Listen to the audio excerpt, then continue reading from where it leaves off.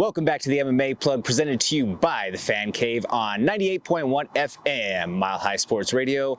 I'm your host, Jordan Kurtz. You can give me a follow along online at Comments from the Peanut Gallery. I'm sitting here right now with a very special guest. She will be fighting this weekend on the LFA card up at the Dobson Arena in Vail. We have the Bosnian Bombshell Nejra Repp. How you doing? I'm doing great. Yeah, I can't complain. It's beautiful out. Absolutely. Real quick, before we get too deep into things, where can people follow you? Bosnian Bombshell MMA on Instagram.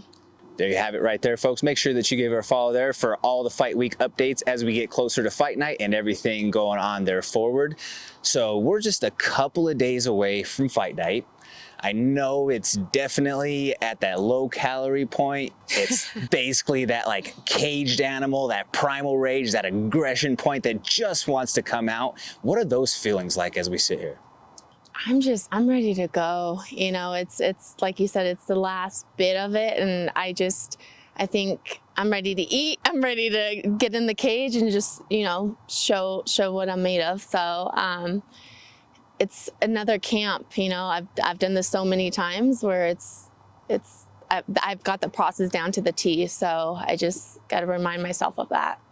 Certainly. I mean, it's always a process just getting through camp and getting yourself to fight night in so many different times. And then now this is your first full camp that you've done out here in Denver. What has that experience been like for you? And I think I was talking to somebody last week, and I said, I'm like a kid in a candy store, just because there's so many different levels, so many different training partners, and I'm just like, you know, like I said, I'm a kid in a candy store, so it's been great. I've been learning a lot, and I think it's been really good for my camp to just kind of be here for that. So, being that you're coming out here from Washington, a lot lower in the altitude, now out here in the Mile High City, Vail is the highest place in the United States where fights are contested.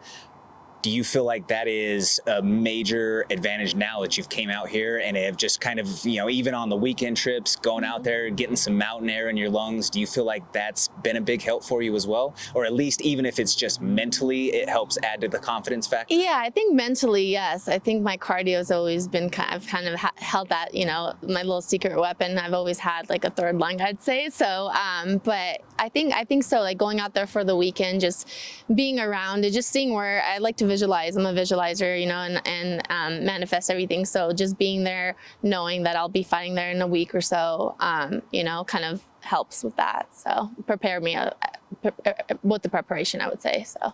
Definitely. I mean, there's a large saying that goes around in fighting from all of the prominent figures out there that fighting is 90% mental. Mm-hmm. So I think that you having just that visualization process down and dialed in, and then also doing the work to support that confidence, I think that that's definitely got to be an advantage of some sort, right? Absolutely, yes. So in terms of the actual fight itself, you know, we don't have to go into game plan or anything like that by any means. Don't spoil it. Yeah, exactly. No, never go on that or never pulling the curtain back. But if you were to tell the fans out there who are going to be tuning in for this fight on UFC Fight Pass, what, just in a nutshell, can they expect to see from you? I think it's going to be a lot of excitement. It's going to be a banger, I would say. I think, you know, from what I know, the opponent that I'm facing is like a top Canadian prospect. So I think she's had some knockouts herself in her, I think, amateur or pro career. But it's going to be a banger. I'm excited. I don't have predictions, but you know, my family always likes to throw in there. So, but yeah, it's going to be fireworks for sure. Love to hear it. Love to hear it. Bombs. Now, bombs from the Bombshell. There you have it right there, ladies and gentlemen. Now, the Legacy Fighting Alliance is one of the most prestigious organizations out there, and it's not even necessarily, you know, it gets thrown in the mix of being called a regional promotion, but LFA is so much more than a regional show now that they have legs that go internationally. They're coast to coast in terms of their shows now. What does it mean for you to be able to pretty much make your way as a professional up through the LFA ranks? I mean, I think it's an honor. I think, you know, everyone always talks about LFA being the gateway to UFC, you know, but I think a lot of people don't really just seize the moment and enjoy, you know, being in the LFA. I think it's great, you know, that's long-term goals or whatever down the road, but I'm just seizing every moment of it and just thankful for the opportunity. I mean, this is my third fight with them this year, you know, and it's great. So thank you, LFA. Yeah, absolutely. I mean, it's an incredible crew there, from everyone from the guys at the top like Sven, Ed, Absolutely, Mark, to their media staff with Beavis, to their cage side crew with Anthony, to Brandon. Obviously, the broadcast crew is always phenomenal. You know, Ron Kruk, that's my man. One of my biggest mentors in the game. You know, having that experience from the LFA, I've heard it from many out there that they believe that it is a great preparation or great in terms of letting you see what it's like to have that big production in terms of the show, going through the fight week proceedings and the media and those sorts of things that they do. Do you feel that that's kind of been the same thing for you as well? Do you get that same vibe and that same experience? Yeah, I do, absolutely. And I think they're matching too is pretty good. They've matched some, you know, they haven't given me easy opponents, that's for sure. So, and not that I'm looking for that, but I think, yeah, and the media and all that, I think, yeah, it's building that, you know, building it up for the future. So definitely. Now, we mentioned that you're ready to eat, you're ready to get to that stage of things. Now, I love asking this question. What is one of the hardest things for you to give up while you're in camp? Oh man, sweets. Sweets? Yeah, sweets. And it's like the chocolates, the donuts, you know, the ice cream, all that. But it goes out the window, you know, when I'm tunnel vision when there's a fight and I'm locked in. So that can wait till afterwards. Totally understandable. I mean, it's such a different question from so many different people. You know, for some people it's the sweets, some people it's sweet potato fries that they say like, oh, they're so much into that. Some it's pizza to fried food or anything like that. But I got a sweet tooth myself, so that would definitely be one of the hardest things for me to give up. As you've gone through this camp though, Nejra, has there been any sort of song, a lyric, a movie scene, or a quote, or anything of that nature that's told the tale of you for this camp that sticks out in your mind? I think I'd say a word. I think this year Coach Mark had us pick a word for the year that just outlined what we're you know, what we want to work towards, or something that was close to us, and mine was execute. So I think and not just, you know, in fighting, but in every aspect of my life. So I chose that word, and that's kind of been, you know, with me this whole year. So that's what I plan to do. Definitely. You know, I mean, Coach Mark has such an influence on anybody that's ever came around or up through the ranks here at Factory X. And, you know, that is, that's something that I feel like is a major advantage to anybody, because he teaches you, or one of his messages that he preaches is you got to be a champion in life first before you can be a champion in the cage, right? Absolutely, yeah.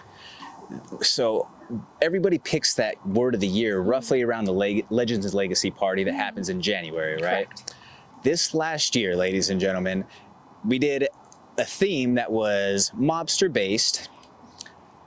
Cool. Nejra's costume was so good and so incognito that most people had to double take and didn't even recognize and realize that it was her. Like, you want to talk about someone who could have gone in and been like that Bond villain type assassin? Like, that was you.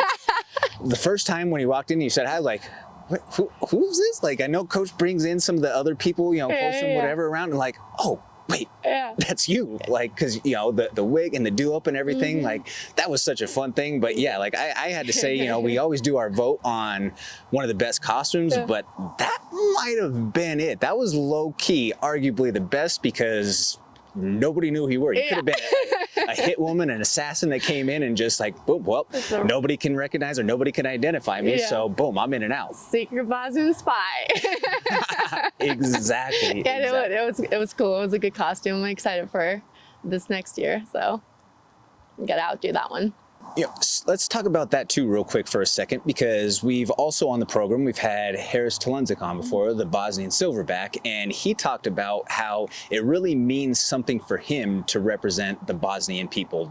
You know, what does that mean for you in this instance? And it means everything. I think, you know, we both come from a hard part, you know, in our life where we both kind of immigrated from Bosnia to the United States, and we have tons of support from the Bosnian community, you know, and it's cool to actually be fighting with him on the same card, because it just, you know, it opens up those emotions but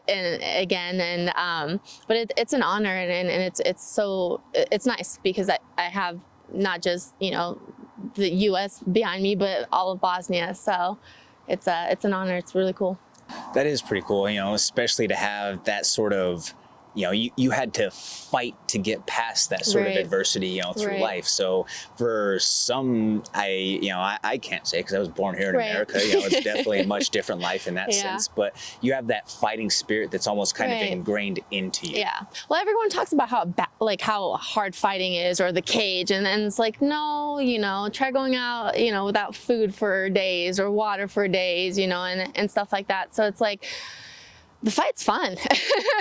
You know, that's not hard, because that's 15 minutes of your life, and that's it, if that, right? So, but yeah, no, it's an honor, and just, I'm proud to be, you know, Bosnian American, so. Awesome. Now, as we start to tie this up here, Nejra, is there a message that you want to get out to your fans, family, anybody out there that we may not have touched on or may not have addressed so far? No, I'm thanks for all your support, everyone that's been supporting me, and I'm just ready to go. We're ready to do this. Awesome.